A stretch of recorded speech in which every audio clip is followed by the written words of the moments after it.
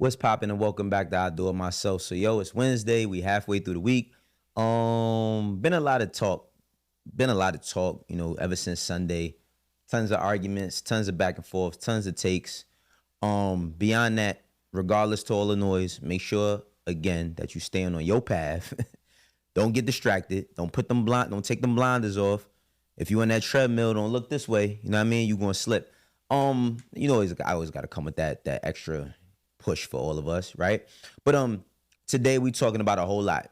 First we're gonna start out with Kanye, right? So Kanye has been banned, right? He's been banned from Twitter or X or whatever they calling it nowadays. You know what I'm saying? He left this final message saying, I'm logging out of Twitter. I appreciate Elon for allowing me to vent. It has been very chaotic to use the world as a sounding board. It was like an I think Ashwashka. Yeah, Ashwashka trip, right? Love all of you who gave me your energy and attention. Till we connect again. I guess meant to say till we connect. We said till we connect again. Good afternoon and a night, whatever. All right. Kanye. What can we say about Kanye that hasn't been said about Afghanistan, right? He's been acting like recklessly with immunity because of his billionaire status for how long, right? Like he's been acting recklessly, and we talked about this, you know what I mean, on the last episode, and I've seen a lot of people share a lot of the sentiments. It is a lot of y'all, you know what I mean, riding the D train, you know what I'm saying, as using the D train as a form of transportation when it comes to Kanye and trying to make it seem as if what he's doing doesn't affect anybody and he's on this path to greater good and fighting for this noble cause. And I just want to remind y'all people, all falls down and college dropout was a long time ago. Late registration was a long time ago. What's that? 808s and Heartbreaks was a long time ago. Graduation, a long time ago. So like all of these ideas that y'all holding on to were hopes and dreams of him fulfilling to one day get back to that fucking cross that goal line, that imaginary goal line that we all believe that he's gonna come out with like this song sampling shit and come back to who he was. That's dead. I mean, I'm not going to necessarily say like I don't really care about him being banned because I don't even follow Kanye on anything, but you can't get away from it, right? Now it's a shame to see the path that he's going down, but he's going down this path many and plenty of times. Like when isn't Kanye ranting? It's just that the rants have been a little bit more focused on other things than they used to be. I mean, for somebody who says that all white men are liars, he called Donald Trump his dad. You know what I mean?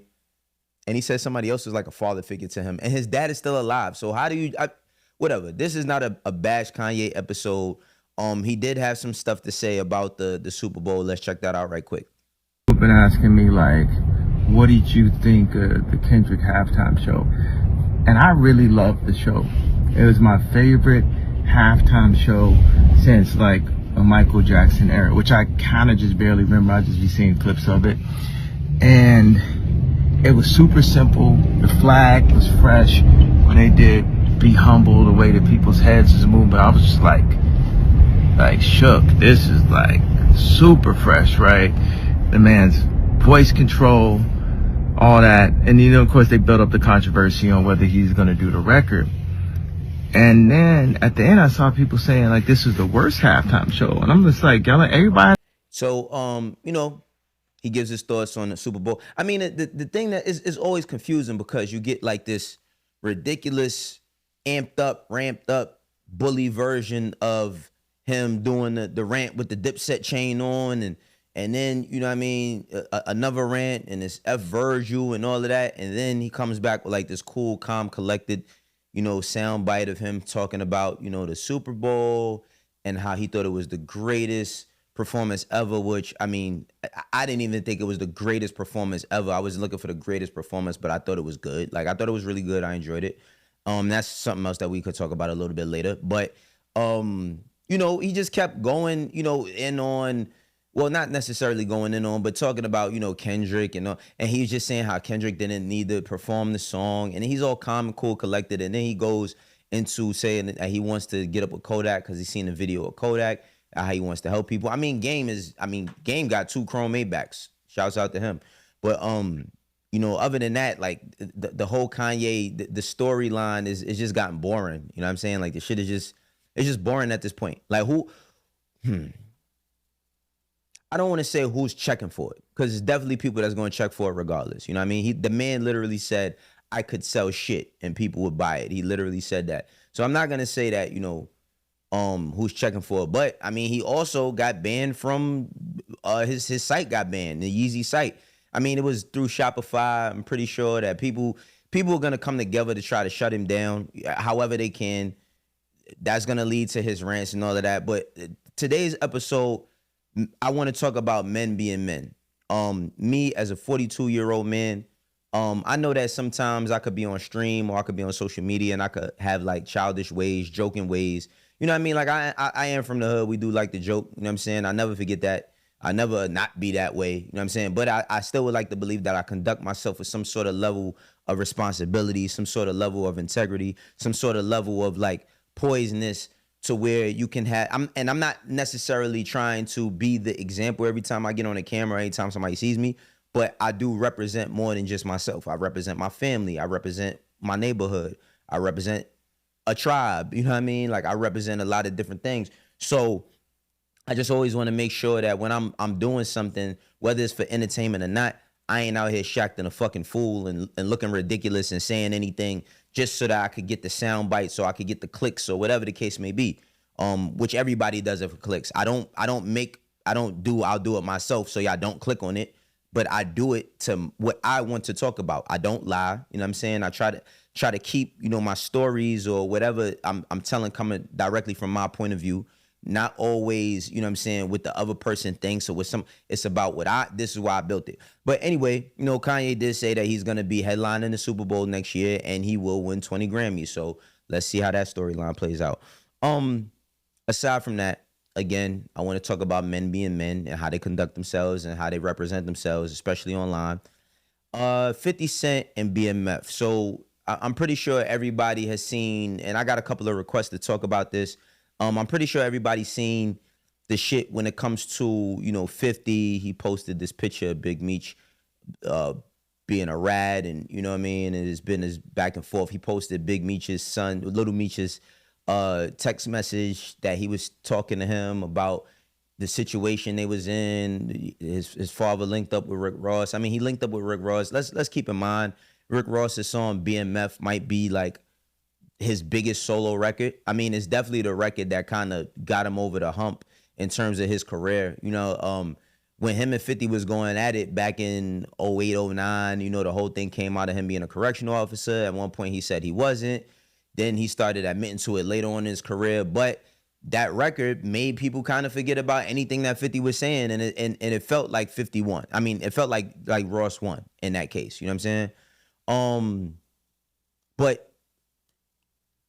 when it comes to this whole thing, Ross and 50, they're never gonna be friends. Ross actually said on his IG story that, you know, it's nothing for him to be beefing with 50. He doesn't mind it. He could come make a video about him and get popping off of it. And then also, you know, 50's I mean, I'm not gonna say he's the first troll, but we've been watching 50 troll everybody he's had a problem with ever. He trolled his baby moms. He done trolled his son. He done trolled Ja Rule and Murder Inc. I mean, you seen when Irv Gotti passed away, he put up the video. I mean, the photo of him smoking hookah and saying smoking on that Irv pack and all of that. And, you know, rest in peace to Irv and condolences to his family. But 50's always been a person that I feel like he's always conducted himself on some bullshit, right? And I never really saw 50. I think like when 50 first came out, his first album came out, he still was in his 20s. By the time he was 30, we never really seen 50 grow up as far as maturity and how he conducted himself. Now, we've seen him grow up as far as businessman, right? Like transitioning from music into film and having just as big of a run in film as he's had with, you know, music. But he's still beefing with somebody. He always beefing with somebody. You know what I mean? He always going back and forth with somebody. But this thing with Big Meech, Now it's the street commentary is, everybody's online, so you got everybody chiming in, from people who did time in prison to people saying, oh, he told, because it's alleged that it's this lady named Tammy who's Big Meech's power of attorney, who basically was a confidential informant. I don't understand if you're a confidential informant or you like if you're a CI, right? Like how does it get out? Like, you know what I mean? If it's supposed to be confidential, it's really not. But she was a confidential informant. She basically set up this brother from St. Louis that was running the BMF branch in St. Louis, set him up. And now people are alluding to Big Meech coercing or telling her to set him up because he did a call. And I'm not gonna play the call. Like, so if everybody's saying, "Oh, but you're a journalist," I'm not playing the call. Like, I'm gonna tell y'all why I think that all of this is stupid. Like, by the time I finish explaining it, I'm gonna tell y'all why I think all this shit is dumb. But anyway, he was on a call and he was basically explaining that he had a deal, to the movie rights to BMF, for the film rights to BMF, and he had a certain percentage. And then he went to bust a move. He ended up getting locked up. The person who got him locked up was Tammy. Lil Wayne said hoes gonna be hoes, so you can't blame Tammy. So nobody ever listened. But Tammy allegedly set him up. He got shipped up, and then now they took over the rights, and they got the rights, and the BMF show comes out, and now 50 has that information, and now he's always alluding to like Tammy, she gonna speak, she gonna say what she got to say, she ain't holding back no more. All right, so I'm gonna tell y'all for real why I think all this is stupid. But I do wanna point out what 42 Doug chimed in and said, because he is from Detroit. Big Meech is the Detroit guy. He said, I'm tired of the he say, she say. Show us the paperwork. That's going to end everything. Any deal made through cooperation has to be in there. Either she got it in hers or he got it in his. Right. Okay. Now that we gotten the situation on the table, we gotten 42 Doug's thoughts, because he's right. We've gotten 50 Cent's. You know what I mean? He's always saying what he got to say. I'm going to tell y'all what I think. Why are we celebrating any of this, right? Like, why are we celebrating any of this? Now, I know that, in the hood, we always root for the quote unquote bad guy. While Big Meech can be looked at as the good guy, in a lot of different instances because of the law, right? The mystique, the getting all this money, you know what I mean? I myself, I've been to a BMF party when I was like 22, my first time in Miami, running around with Freeway. The cars, the clothes, the stories, the this, the that, the third. Let's talk about sides. You can't be successful in the streets without violence. It's impossible. It's impossible. Even people who think the best ones that ever did it, and I know somebody gonna say, yeah, but my OG and you just don't know what they might have, what y'all say, put belt to ass. You just might not know. What are we celebrating? Big Meech was successful in the streets, right? But all the men that, now I think the story is intriguing. While I do think the story is intriguing, all the men who say, yeah, man, ain't nobody do it like them, or they was getting money and da. None of us want that for our sons. There's not no man out here that could tell me that they will want their son to be successful in the street, especially if you're from the street, especially if you've been through street shit. Even if you didn't, even if you grew up in the hood and like you went to school, you might have not gotten in no trouble, but you still, like, growing up in the hood anywhere in America is poverty. The mindset is the hood because they gentrify it. Same mindset stays. Growing up in the hood, in that mindset, and being around that, your aunts, your uncles, let's say you the straight shooter and you never got in trouble, you went to school and all that, you still endured trauma based on the parameters or what's going on. Now, I'm not going to sit here and bash him and say, like, no, that even myself has never been in a position, like I've never been in a position to try to make nothing out of something. But what are we talking about making nothing out of something into? We talking about cocaine, right? Talking about cocaine. And I know everybody don't look this deep into it and people don't care about it or whatever, but think about it like this.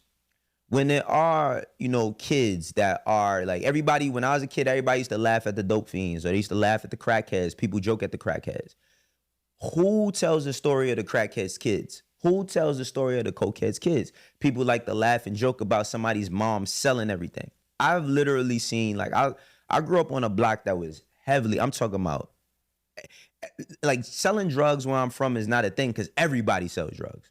One of my homies had a 9 to 5 working in Wall Street, and he ended up going to the feds because he was doing something on the side. So I come from an environment where, like, everybody dibbles and dabbles into that because everybody's just trying to get by. Everybody's trying to get their version of the American dream or whatever it is. So I'm not gonna say like I don't understand that. But what I'm saying is this. We have all of these people who are coming out, entertainers, artists, people, money, and all that, celebrating what? Because as successful as he still went to prison. And as successful as he was and he still went to prison, he's still dealing with the residue, you know what I mean? No pun intended, of his life. I'm not gonna call nobody no rat. I don't, let me tell you something. I'm not getting into none of that internet shit when it comes to that rat. Listen, when you say them words, you gotta be ready to go or give it up. You know what I'm saying? Like, you gotta be that ready for it. So I'm not gonna go into that level of detail of how I'm not a criminal. I don't commit crimes. You know what I'm saying? I'm a content creator. I'm a music executive. I work in sports and, you know, all these types of different things. I'm just giving my perspective from a person who sees how it affects so many people. So when we celebrate this, but then we tell our sons and our daughters, you tell your daughter, don't ever date a guy like that. If you seeing a guy like the same guy that was on the Smack DVD, Big Meech, when he was talking his talk, everybody loved that clip. It's amazing content, right? Everybody loved that clip. No man or woman is going to tell their daughter, get you a husband like that. Get you a husband like that. Even for Little Meech. For Little Meech, he's had to go majority of his life without physically having his dad there. And it's due to, you know, I mean, he paid his debt. Now, again, with all that paperwork stuff, we'll see how it plays out. But I'm just saying, what are we celebrating here, y'all? Like, what's really good? Yeah, I'm just speaking from a man's perspective, man. None of us want our sons to go down that path. Even if they do go down that path, we'd be praying and every day hoping that we don't get that phone call. None of our daughters want none of us want our daughters to be with a man like that. But yet he come and everybody, oh my God, he's finally here. Like, and I think that clouds the judgment. That clouds the judgment of us making valid points. You know what I'm saying? That clouds the judgment of us being elder, especially being black. It's so confusing. Like, I can't even imagine being a teenager growing up in this era. Because on one hand, you got everybody telling you what not to do. And on the other hand, you got all the people that you might look up to doing the shit that they telling you not to do. They tell you, nah, man, go to school. But why would I want to go to school if I could potentially sell drugs and make a gang of money? And if I do go to jail and I do come home, y'all gonna celebrate me anyway. By no means am I trying to disrespect a Big Meech. By no means am I trying to, you know, get in between or referee anything that's going on. I'm gonna keep it 1,000 with y'all. I'm gonna keep it a stack. I don't fucking care. I don't care. I have friends who are still in prison right now. I got friends who's probably headed to prison. I got friends that's probably going to die in the streets. This is just not something that's exciting to me. And I think if this is exciting to you, whether you know what I mean, you might not look for the deeper meanings like me. Like, you know how everybody with the deeper, no, you ain't checking out the deeper meanings. What is it worth, man? We gotta, you know, unlearn and relearn. You know what I mean? As my brother Derek Grace would say, we gotta unlearn and relearn. And I just hope that, you know, I wish there was a point in time where all of us could be laughing and singing and hand in hand and arm in arm with one another, cheering each other on, pushing each other on. But that's what's not going to happen. Everybody loves the car crash. And what do people do when the car crash happens? They slow down and they steer. And that's all we are, a society of people that's slowing down and staring. This is I do it myself. We be back. We be back. I'm gonna have some shit to talk. I'm getting better at this. I feel more confident than I've ever felt. And I appreciate all of y'all for, cheering me on for what I'm doing. For the ones that rock with me, you know how we doing. For the ones that don't, eventually will. I catch y'all on another day. Peace.